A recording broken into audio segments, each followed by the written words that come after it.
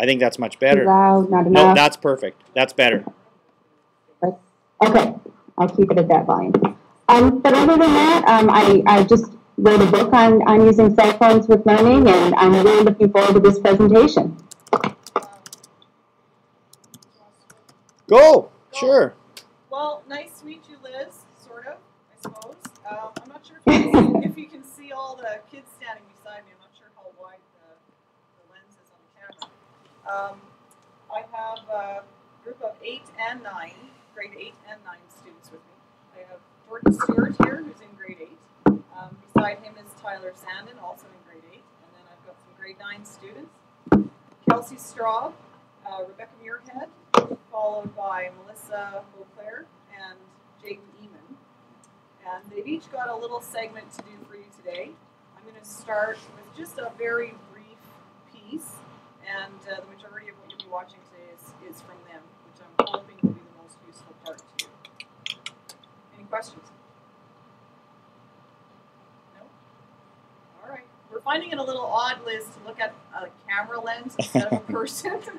So anyway, so I'll start. I'm having a little trouble hearing.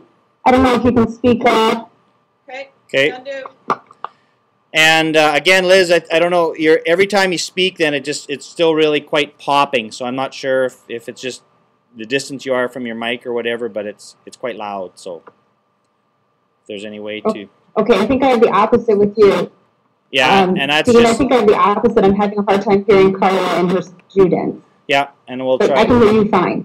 That's because the microphone I think I'm using my laptop microphone. I haven't been able to kind of figure out how to use the microphone on the DV camera and get it to work and all that. So we'll just sort of do our best here. Next time I'll play a little longer to get this figured out. So. Anyways, you guys have to speak super loud. Yeah, so Liz, if I talk about this loud, can you hear me well? Yes, that's better. Okay. So you know your volume? Yeah, sure. Pretend you're shouting to me at the back of the library. I'll be right back, Liz. I just have to grab a sheet and then we'll start. Great.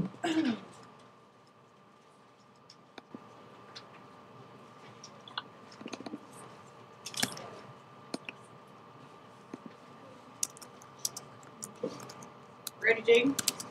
All right, Liz. Of course, you know that a lot of this started just through discussion in the teacher's lounge about what to do with kids and their cell phones. So we have this slide here for you to watch, sort of a Star Wars theme.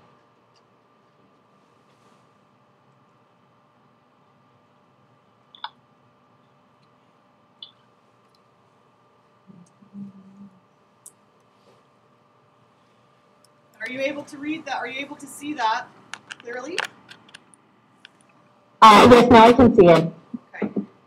So when this project started, we discovered that students were coming to school with almost every one of them had a cell phone.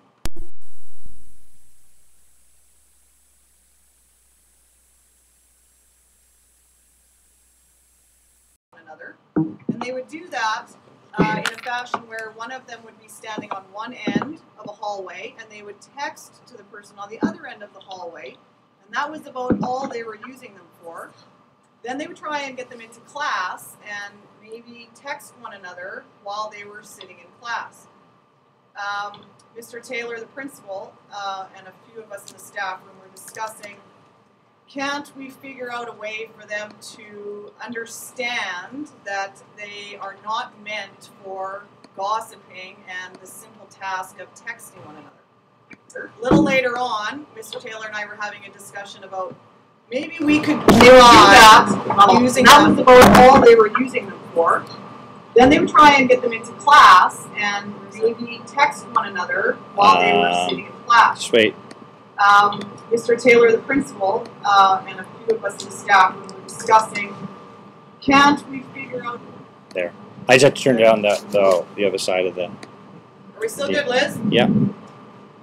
Yes, I can still hear. Okay.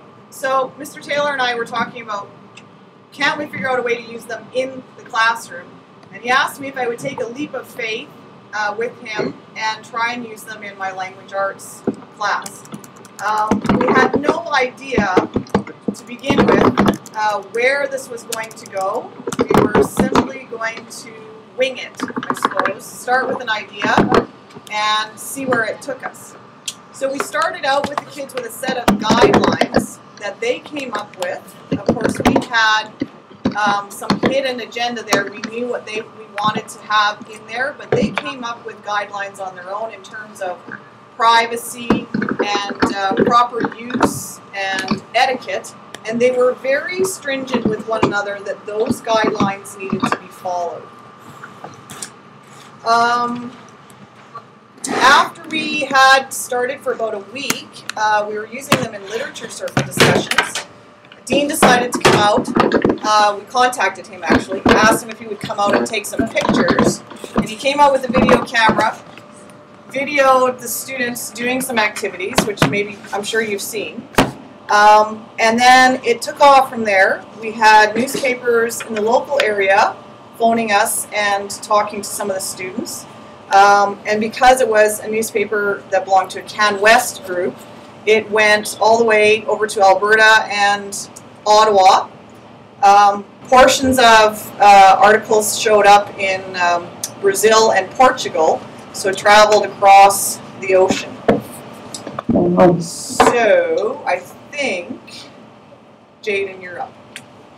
Oh, yes. We have one more screen here. Let me see if I can focus in on there.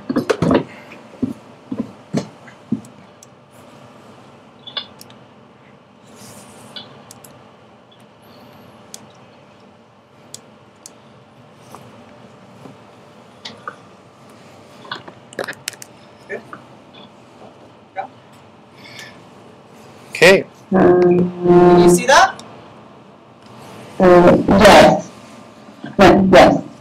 So, as teachers, we're always trying to figure out where kids are in terms of their social life and their social world.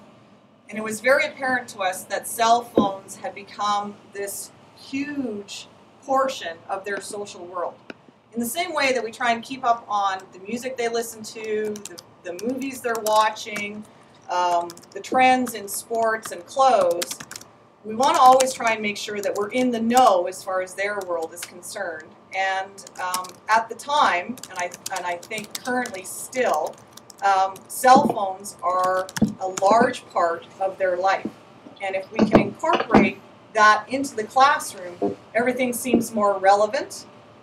We're not talking about black and white, no sound movies. We're not talking about opera singers. We're talking about things that they know and asking them to use tools that are familiar to them and therefore have more meaning and are more relevant. And I think I'm done, so I'm going to send Jaden up here and he's going to do a little piece for you.